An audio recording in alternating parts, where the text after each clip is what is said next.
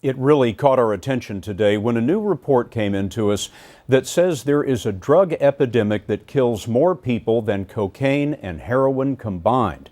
It's painkiller overdoses, and they account for 15,000 deaths every year in the U.S. That report today from the Centers for Disease Control and Prevention. We asked Mark Strassmann to take a close look at just one place to show us what this means. You know, we talk about education. Chief Scott Sally runs the county jail in Naples, Florida. It holds about 900 prisoners, and more than half of them have abused prescription drugs. We cannot continually detox and house these people in jail.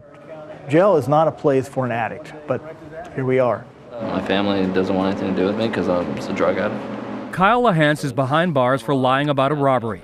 He started popping painkillers when he was 14. What did you use?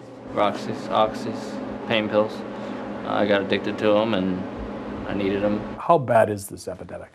The analogy I use is like standing on the beach with a tsunami rolling in on you. You may think that you can combat it, but it's going to take you with it. It's huge. How young are some of the first-time users? Usually around 11, 12, 13 years of age, they start dabbling. They may not even know what the name of the pill is, and they take it. You know, you go from toddler to experimenter. That fast? That fast. Prescription drug abuse has hit Florida the hardest. Of all the oxycodone prescribed last year, doctors here prescribed 89% of it.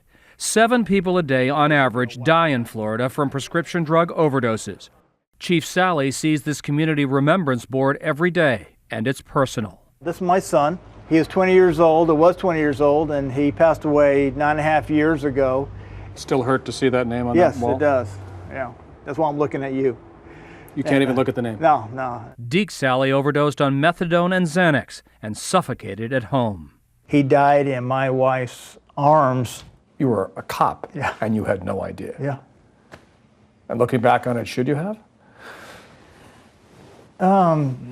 That's a mystery. I play that record every day. What should I have done? Do you have anybody you can contact or call? So Sally and his wife Lynn mentor kids about drugs and volunteer at rehab clinics. My life is to make sure my parent doesn't have to go through what my wife and I had to go through. And that's also why he talks to these inmates. It's more than you might expect from a man who runs a jail. 95 days, long time to hold. But then he sees his son in all of them. Mark Strassmann, CBS News, Naples, Florida.